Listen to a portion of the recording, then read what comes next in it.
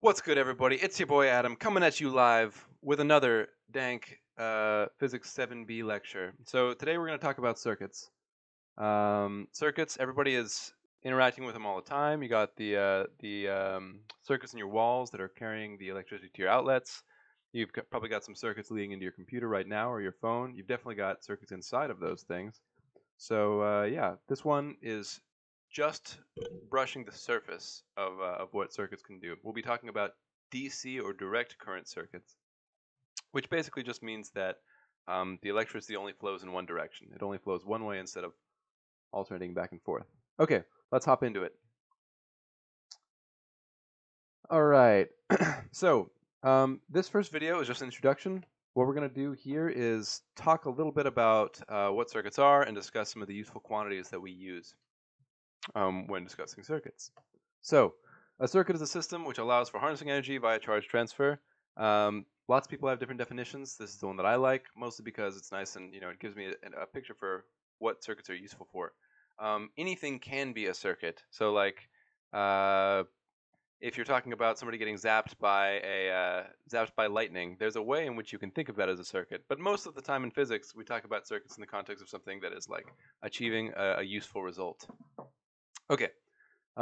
There's a distinction that a lot of people talk about that not many people actually define early on, which is this distinction between a closed versus an open circuit. So roughly, I will not use circuit notation yet, but roughly, an open circuit is one, say this is the positive side of a battery and negative side of a battery. An open circuit is one which is not completed in the sense that current or energy or whatever can flow from one side to the other. So this is an example. Say I had a light bulb over here. Boom. This is an example of an open circuit because if energy were to try to flow around this, it would have a region where it couldn't pass. So a closed circuit is one that just has a connection throughout. That's the only difference between closed versus open circuits. Cool. Let's head down to useful quantities. So there are going to be more useful quantities that we discuss as we go a little deeper into circuits, but to start out with, we've just got basically these three: voltage, current, and resistance. So voltage is V, current is I, and resistance is R. These things are, with the exception of voltage, they're the same notation as they were over in fluids. So what I'm going to do now is I'm just going to talk about each of these quantities, give a little bit of physical intuition for each, and then we'll wrap up this first video. So, what is voltage? So, explicitly, what voltage is, a voltage is a measure of energy density.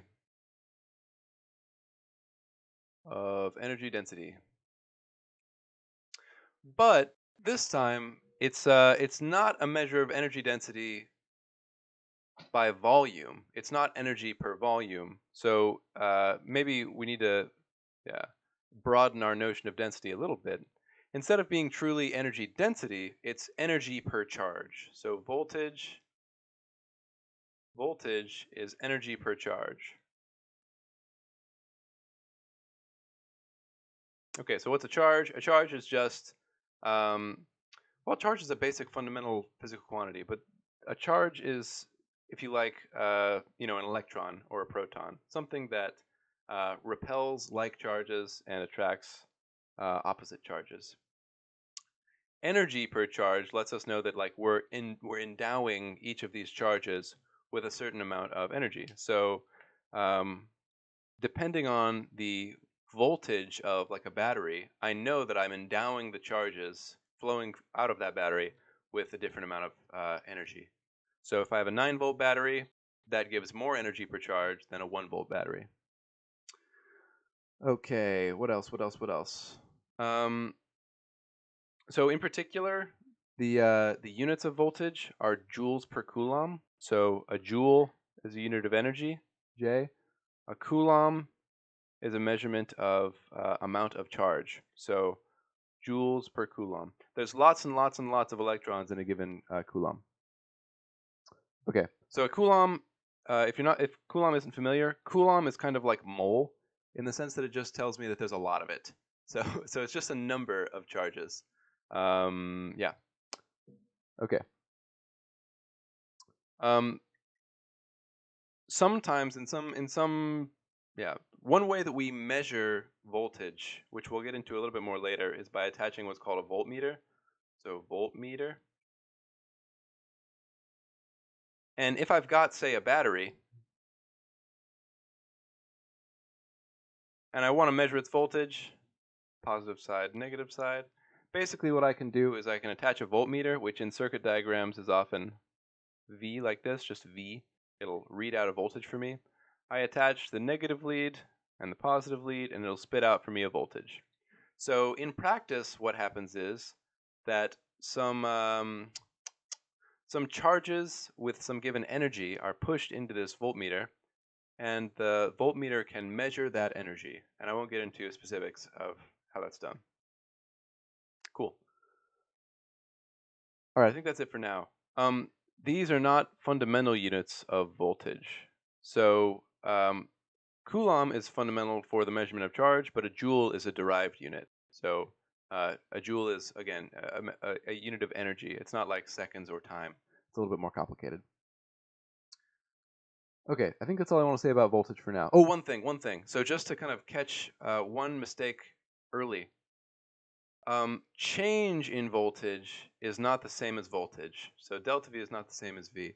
Sorry, I should put a strike through. It's not the same as V. So change in voltage or change in potential, same word. Potential is the same as voltage. Potential is equivalent to voltage. Change in voltage is not the same as voltage. In the same way that, how do you say this well? In the same way that height is a relative scale, so like I can set my ground to be below the floor or above the floor, if you remember from 7a with the little rock you drop. In the same way that that height is a relative scale, and thus gravitational potential energy is a relative scale, voltage is also a relative scale. I can set my 0 point to be kind of wherever I want. Change in voltage for a given physical system should be independent of your 0 point. So like in the same way that if you drop a ball 3 meters from your hand to the ground, regardless of where you're measuring your 0 to be, whether it's above the ground or below the ground, you still observe the same drop in potential gravitational energy of the ball. Same deal with change in voltage. If you're looking at 2 points in a circuit, regardless of where you set your 0 or where you set your ground, we say that's where we say the voltage is 0 is at the ground. Regardless of where you set your ground, the change in voltage between 2 points of a circuit will be the same. Okay, kind of a mouthful. I recommend that you unpack that if delta V versus V is giving you trouble. Let's run down to current for a minute. Okay, so what is current? Let me erase my board. Hello. All right. So what current is explicitly is a measurement of charge transfer. So to be like perfectly explicit, hang on, let's get a little smarter with this. If I have some piece of wire or just something, it doesn't even technically have to be wire, just something that has current flowing through it. If I have some piece of wire and I look at a point on my wire, so I just look at all of the charges passing by this wire. I'm going to make the charges positive. So if I look at all of the charges passing by this point, I'll call it P1, and I measure the number of charges, convert them to coulombs, and then divide that by the number of seconds I watch, I get out a current. So like say I watch for 10 seconds and I observe 30 coulombs. So current, I observe 30 coulombs of charge divided by 10 seconds of observation. So my average current over this interval was 3 amperes. So this is called an ampere, just A. Yeah, ampere. An ampere or an amp is 1 coulomb per 1 second. An amp is pretty big. It's not unheard of to have them. Like you probably have amps flowing in your house right now, like full amps, but yeah, most of like your little day-to-day appliances are not going to throw out amps of current. Yeah, an amp is relatively large. Your fridge probably is an exception to that. Your computer charger is probably an exception to that. But like a little flashlight, maybe like a tenth of an amp, maybe half an amp. Okay, what else? Oh, sign convention. I wanted to talk about the sign convention. So, this throws people for a loop early on. It's kind of just one of those things that is a relic of history with physics. So, by convention, we set I, the current, to be flowing in the direction associated with positive charge transfer. So, if you know a little bit about like the relative masses of these things, protons, or that like the nucleus versus the electrons, you probably know the electron is a lot like lighter, and it's a little bit easier to dislodge from from like the surface of a conductor. So electrons are the things that actually flow. The electron movement in this circuit up here, where I've drawn positive charges moving to the right, the electrons are actually going to be moving to the left. And let me follow the convention of making negative things black. Okay, so the electrons are actually moving to the left, even though the current is flowing to the right. So for our purposes, these are physically identical. There are a few distinctions at like a higher level of physics between positive charges flowing right and negative charges flowing left, say, but for our purposes, they're identical. We don't worry too much in here about whether it's electrons or protons actually moving. We're just worried about the flow direction of positive charge, so the net flow of positive charge. Okay, hopefully that cleans it up. Yeah. So if I were to have a negative current, if I say that I solved a problem and I found that like, let's say that I just know that I have a wire and for some reason somebody's drawn in an arrow pointing to the right here. So I see I pointing to the right. But when I solve the problem, I discover that this I is a negative number, like -3 amps. That doesn't mean that like electrons are really what's flowing instead of protons like usual. Like typically electrons are the ones that are flowing. That's a detail that we usually gloss over. What a negative current means, and I shouldn't mark it as, there we go. What a negative current means is just that my arrow was in the wrong direction. Positive charges would be actually flowing left here. Positive charges would actually be flowing left here if I found a current of -3 amps. And then I can get rid of my minus sign. Okay, so a negative sign on a current just tells me something about direction, not like the sign of the charge flow. Kind of minor detail. Hopefully, if that's confusing or throws you for a loop, feel free to sort it out in DL. It's a pretty minor detail. Okay, next thing, resistance. So the deal with resistance is it's kind of like in fluid circuits. Resistance represents thermal loss. So what a resistance is something that you put in the path of your charge.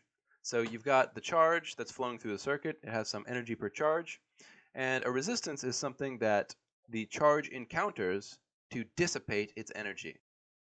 So okay, so when that happens, most of the time it ends up being a thermal loss. So a true resistor is just some little section of something that is not that conductive. So something that has some resistance to it. It's a little section of something that's not that conductive, corresponding roughly to like a rough pipe.